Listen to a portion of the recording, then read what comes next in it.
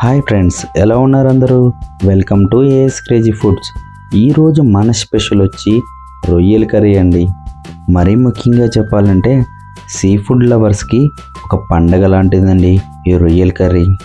ఈ రొయ్యల కర్రీ కోసం మనం ఎంత మాట్లాడుకున్నా అది తక్కువేనండి.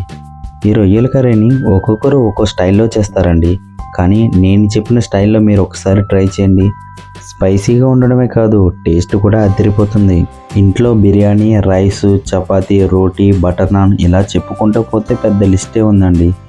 వేడి వేడి అన్నంలో ఈ రొయ్యల కర్రీ వేసుకుని తింటుంటే నా సామిరంగా మామూలుగా ఉండదు. తిన్నవాళ్ళు ఎవరైనా సరే ప్లేట్లు ఖాళీ చేయాల్సిందే, అంత బాగుంటుంది. లేట్ ఎందుకు మరి, మొదలు పెట్టేద్దామా? ఎంతో టేస్టీ అయిన ఈ రొయ్యల కర్రీ.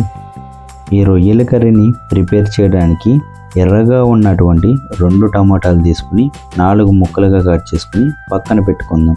అలాగే ఒక మీడియం సైజు ఉల్లిపాయ తీసుకుని 2 ముక్కలుగా కట్ చేసుకుని ఈ కట్ చేసుకున్నటువంటి టమాటో ఆనియన్స్ని విడివిడిగా మిక్సీ జార్లోకి అనేది వేసుకుందాం. వేసిన తర్వాత 2 చెక్క, 4 లవంగాలు అనేది వేసిన తర్వాత వీటిని మెత్తగా పేస్ట్ వేసుకొని పక్కన పెట్టుకుందాం. ఇప్పుడు స్టవ్ మీద బాండీ పెట్టుకుని ఆయిల్ అనేది యాడ్ చేసుకుందాం. ఆయిల్ అనేది లైట్గా వేడెక్కిన తర్వాత 10 నుంచి 20 జీడిపప్పు అనేది వేసుకుని మనం దూరగా గోల్డెన్ కలర్ వచ్చే వరకు ఫ్రై చేసినటువంటి జీడిపప్పుని సపరేట్ చేసి పక్కన పెట్టుకుందాం. ఇప్పుడు మనం ఇదే బాండీలో ముందుగా మనం కట్ చేసి పెట్టుకున్న ఒక స్మాల్ కప్ ఆనియన్స్, కొంచెం గ్రీన్ చిల్లీ, అలాగే 1 టీ స్పూన్ అల్లం వెల్లుల్లి పేస్ట్ అనేది వేసుకుని అల్లం వెల్లుల్లి పేస్టు పచ్చి వాసన పోయేంత వరకు ఆనియన్స్ గోల్డెన్ కలర్ వచ్చే వరకు ఫ్రై చేసుకోండి. శుభ్రం చేసి పక్కన పెట్టుకున్న 1 కిలో రొయ్యలు అనేది ఇందులోకి యాడ్ చేసుకుని ఒకసారి మనం బాగా కలుపుకుందాం. ఇలా కలుపుకున్న తర్వాత 1 టీ స్పూన్ పసుపు వేసుకుందాం. అలానే 1 టీ స్పూన్ సాల్ట్ కూడా యాడ్ చేసుకుందాం. ముందుగా సాల్ట్, పసుపు వేయడం వల్ల ఏంటంటే సాల్ట్ వేయడం వల్ల ముక్కలకు పట్టి టేస్ట్ బాగుంటుంది. పసుపు అనేది వేసుకోవడం వల్ల నీచు వాసన రాకుండా ఉంటుంది. రొయ్యల్లో ప్రస్తుతానికి ఎటువంటి వాటర్ వేయాల్సిన పని లేదండి, రొయ్యల్లోంచి వాటర్ వస్తుంది, అదే సరిపోతుంది. ఇప్పుడు మనం మూత పెట్టుకుని మంట అనేది సిమ్లో పెట్టి ఒక 5 నిమిషాల పాటు లో ఫ్లేమ్లో కుక్ చేసుకుందాం. ఇలా కుక్ అయిన తర్వాత మిక్సీ వేసుకొని పక్కన పెట్టుకున్న టమోటో పేస్ట్ని ఈ రొయ్యల్లో యాడ్ చేసుకుందాం. ఇప్పుడు మనం యాడ్ చేసిన టమాటా పేస్ట్ని బాగా కలుపుకొని లైట్గా మనం కుక్ చేసుకుందాం. ఇలా కుక్ అయిన తర్వాత మీ టేస్ట్కి తగినంత సాల్ట్, 1 టీ స్పూన్ కారం, 1/2 teaspoon black pepper, 1 teaspoon garam masala, కొంచెం ధనియాల పౌడర్ అనేది యాడ్ చేసుకుని మంట అనేది సిమ్లో పెట్టుకొని ఇప్పుడు మనం బాగా కలుపుకుందాం. వేసుకున్నటువంటి కారం మసాలాలను బాగా కలుపుకుంటూ ఆయిల్ అనేది పైకి తేలే వరకు బాగా కుక్ చేసుకుందాం. ఇలా కుక్ అయిన తర్వాత 1 కప్ వాటర్ అనేది తీసుకుని ఇందులోకి యాడ్ చేసుకుని ఒకసారి మనం బాగా కలుపుకుందాం.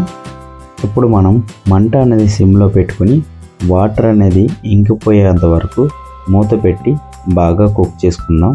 ఇలా కుక్ అయిన తర్వాత ముందుగా మనం ఫ్రై చేసి పక్కన పెట్టుకున్న కాజు, సన్నగా తరిగినటువంటి కొత్తిమీరని వేసుకొని ఒకసారి బాగా కలుపుకుందాం. అంతేనండి, ఎంతో టేస్టీగా ఉండే ఈ రొయ్యల కర్రీ రెడీ అయిపోయింది. మీరు మీకు ఇష్టమైన వారి మనసు దోచుకోవడానికి ఈ రొయ్యల కర్రీని ఇలా ట్రై చేయండి, మీకు ఫ్లాట్ అయిపోతారు అంతే. థ్యాంక్ యూ సో మచ్ అండి.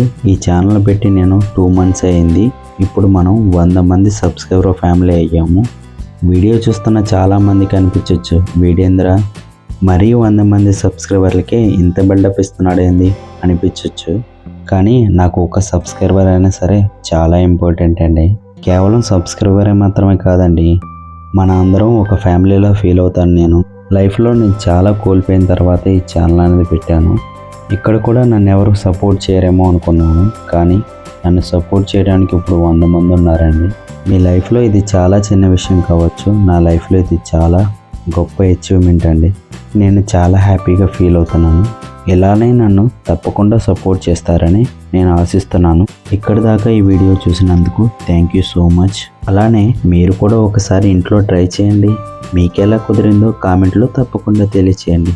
ఇలాంటి మరిన్ని వీడియోల కోసం మన ఈ చిన్న ఛానల్ని లైక్ చేయండి, సబ్స్క్రైబ్ చేసుకోండి. Thank you for the watching.